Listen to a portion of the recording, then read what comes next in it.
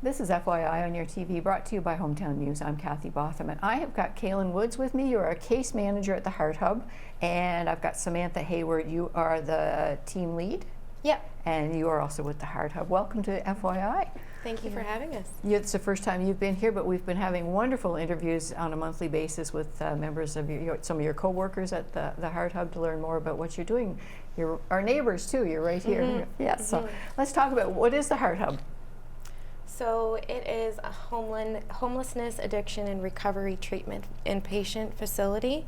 So it's a new initiative funded by the provincial government, and it's meant to support individuals experiencing addictions and homelessness and kind of get them on their feet. So we do 3 to 6 months worth of intensive inpatient treatment, and then if they want to or need to, they can go into the supportive living where we still offer them support for up to 2 years. So it's meant to be kind of like a wraparound service where they get all their needs met in one place, as opposed to making referrals to different organizations and waiting a long time and going on wait lists and things like that. So the treatment part of it is at the HART Hub? Mm-hmm. Yes. It is at the HART Hub. Yeah, Okay. so is the supportive housing. It's all under one roof. Okay. Yeah. All right. Now, Kaelyn, you are a case manager? I am. Okay, and what is that? What is a case manager? What are we not? Yeah, exactly. Yeah. We do everything from housing applications, legal issues, banking. It's helping getting people back into the community. Everything. Yeah. Absolutely. And as a team lead, what is it you do? So my job as a team lead is to create all of the programming for the intensive treatment aspect and to provide training and support to the individuals that are the rehabilitation workers and the addictions counselors. Okay. So I'm mainly there just to support them through the process and do the programming for the facility. Okay. What is the capacity of the HART Hub? For how many people could be living there at one time? So it's kind of different. It depends. With supportive living, it's all, I think, 16 beds. Mm-hmm. But for intensive and supportive treatment, it's up to 8. Yeah. Okay. Yeah, for the Lanark location. Okay. And are you at capacity? Am I allowed to ask that? Are you at capacity right now? We are now? at capacity right now. Really? Because you haven't been open since, what was it, just late fall? Yep. Mm-hmm. It's only been 4 or 5 months, I think. Yeah. Really, at this and point you're at now. capacity. What a need there is out there, obviously, right? Mm-hmm. Right. So let's talk a little bit about your backgrounds. Kaelyn, what education have you got? I did a year of behavioral science, and then I did addictions and mental health.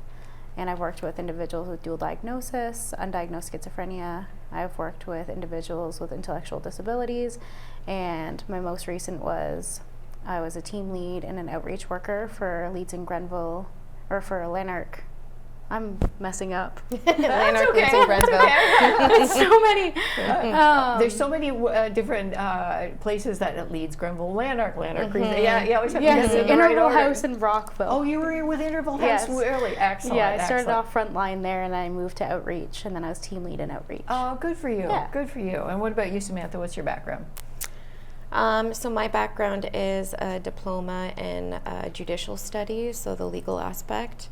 I also have a degree in psychology. I've been in the field for like 13 or 14 years at this point now.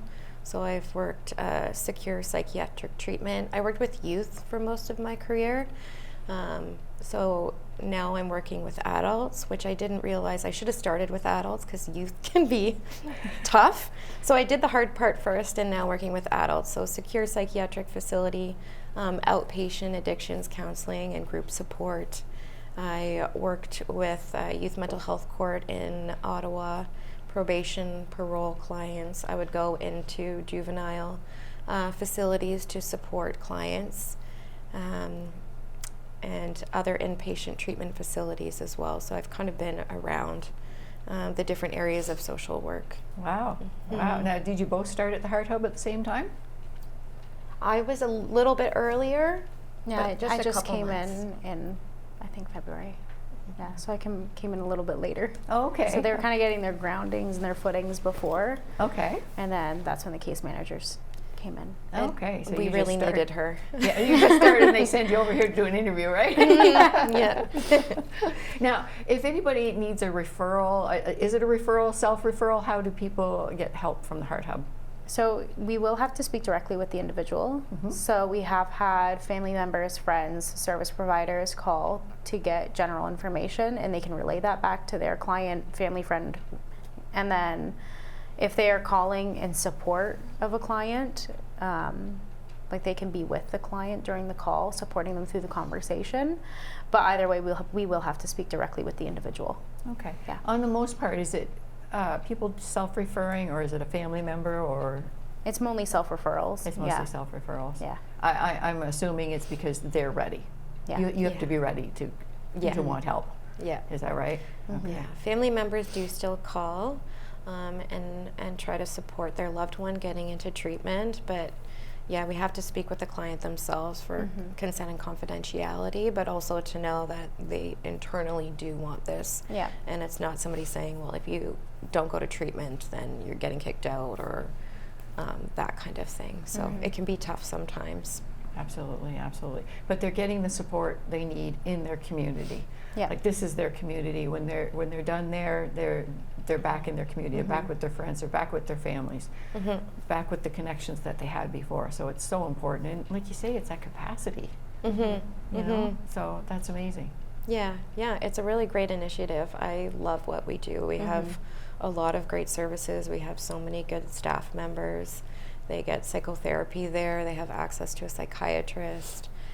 It's intensive treatment. They have one-on-ones with addictions counselors. We run 5 or 6 groups a day. On weekends, they go out and do recreational activities. So we're really there to support them as much as possible if they're ready to do it. Excellent. I know this is more of an HR question. Are you hiring? I think so, yes. Yeah. You think you're for sure, for sure. So what do you look for in a staff? What kind of background? What kind of education? A lot of, I can't speak for it, but I do Okay. know a lot of addictions and mental health background to be educated in the field is really important. I've never done the hiring, so that Oh, okay. No, I think Compassion. that's the most I can compassion. say. Yeah, you know, somebody actually, you have to have the compassionate. heart to be able to do this kind of work. Yes. Absolutely. And absolutely. patience. Patience is a Yeah. big one. Yes, yes, Yeah. for sure, for sure. Now, you mentioned the addictions and that course. In some realm, whether it's Where the do you course. usually take that? Where do you- There's one in Brockville. okay. I think So there's close by. Yeah, I think there's one in Cornwall. Yeah, so there's also online. So I actually teach at a college for addictions and community support work. Oh, which college? Willis College. So it's a private yes, online college, and it's about a year program, but it's intensive. So you get a diploma out of it. But having that background in understanding addictions and mental health, and it's really focused types of programs that often give people the education that's needed to support individuals with addictions and Right. homelessness. Right, right. I really like these intensive programs where you just go at it for a year. I did the social service worker program, and it took over 2 years. You know, and we got a big break in the middle, you know, and all that. Yeah, if we had just gone at it, we could have had it, you know. Yeah. I love the way they do it now. Yeah, Just get done and get out in the workforce. yeah, exactly. Now, where are you located? I keep saying you're our neighbors here on Brockville Street. Armstrong Drive. Armstrong 9 Drive. Armstrong Drive. Yeah. Armstrong Drive. If people want to get a hold of you, if they want to do a self-referral themselves, how do they do that? So they can look up the HART Hub number. So we have different numbers. There's an intake number, and that would be the number to call if they want to get involved in the intake process. And usually it doesn't take too long. Like Kaelyn will answer the phone pretty quickly. So if you call, you're going to have access to somebody. You will, within 24 hours Okay. at the very most, I think. Yes, because timing's all about it, isn't it? Yeah. Yes, For yeah. sure, for sure. Well, it's so nice to have something right here in Smith Falls, and you're at capacity, so the need is there, and you've only been open since late fall. So good for you ladies for doing this sort of stuff too, and I look forward to having our monthly interviews and learning more about what's going on right here in our community, and only a block away from the studios here too. So thank you very much for coming out here today. Once again, it's snowing again. Yes. I thought it was an April Fool's joke, but it isn't. So No. thank you for coming here again. Once I've got Kaelyn Woods, our case manager, Samantha Hayward, our team lead with the HART Hub next door. Thank you very much. Thank you. Thank you.